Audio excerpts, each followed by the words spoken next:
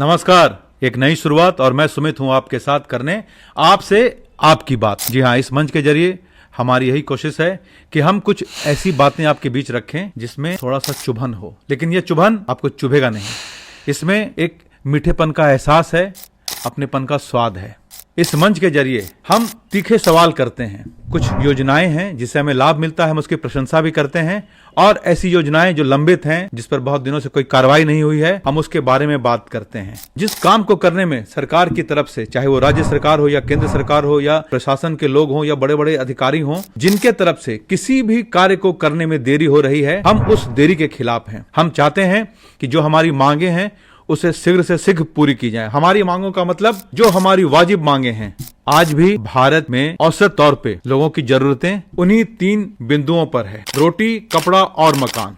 जी हाँ, रोटी, कपड़ा और मकान। इसके अलावे हमारे जीवन में जो एक बहुत मूलभूत समस्याएं कह लीजिए या जरूरतें हैं, वो स्वास्थ्य को लेकर हैं, सेहत। अब दिल्ली के अखिल भारतीय आयुर्विज्ञान संस्थान में अगर आप कभी आएंगे तो महसूस करेंगे यहाँ इस तरह का भीड़ क्यों है। क्या देश के सारे लोग जो बीमार पड़ते हैं वो यहीं आ जाते हैं? खासकर दिल्ली के इस एम्स में बिहार, यूपी, राजस्थान, छत्तीसगढ़, मध्य प्रदेश, झारखंड इलाज कराने यहाँ पहुँचते हैं। आखिर ऐसी क्या मजबूरी है? इन राज्यों में क्या सुविधाओं की कमी है, या यहाँ की जो राज्य सरकारें हैं आजादी के 70-75 सालों बाद भी पुख्ता व्यवस्था अपने राज्यों में निर्धारित नहीं कर पाई, या फिर उनके इरादों में कुछ कमी रही जो यहाँ के लोगों को अपने प्रदेश को छोड़कर दूर दराज दिल्ली जैसे महानगर में आना पड़ता है, कुछ दिन रहना पड़ता है, इलाज कराना पड़ता है। जाहिर सी बात है, इन सब में एक लंबा चौड़ा खर्च आता है। एम्स विश्वसनीयता का एक प्रतीक है और हमें गर्व है एम्स पर, यहाँ के डॉक्टरों पर, यहाँ के नर्सों पर, यहाँ के हर अधिकारी पर, एम्स संस्थान से जुड़े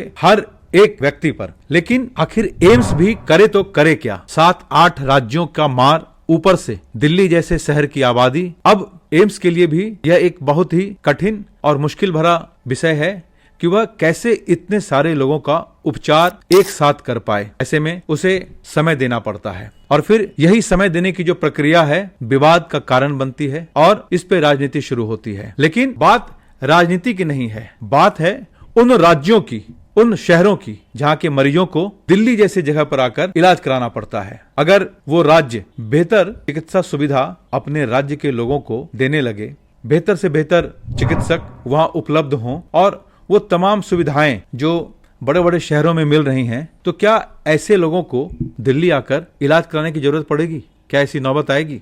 शायद नहीं। तो यह बात उन राज्यों के मंत्रियों से है, उन राज्यों के अधिकारियों से है, स्वास्थ्य विभाग के लोगों से है कि आप अपने लोगों के लिए, कम से कम उनकी सेहत के लिए कुछ तो कीजिए कि उन्हें उनके ही प्रदेश में बेहतर से बेहतर चिकित्सीय सुविधा मिले, वहां भी अच्छे चिकित्सक हों, डॉक्टर्स हों, सुविधाएं हों। और फिर जिंदगी में अगर आपकी सेहत तंदुरुस्त है तो इससे बड़ी चीज कुछ और है ही नहीं। आप सभी से वही एक गुजारिश अपने इस मंच के जरिए कि अपने लोगों के लिए कुछ तो कीजिए।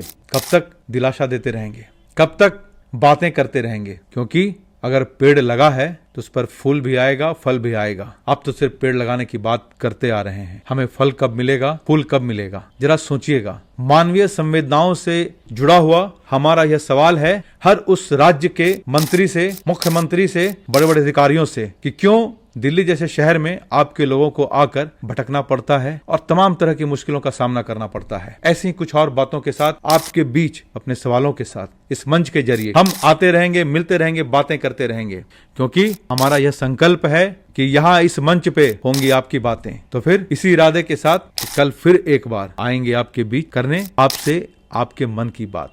हम मिलते रहेंगे बेहतर सोच, बेहतर जिंदगी के साथ। बहुत बहुत धन्यवाद।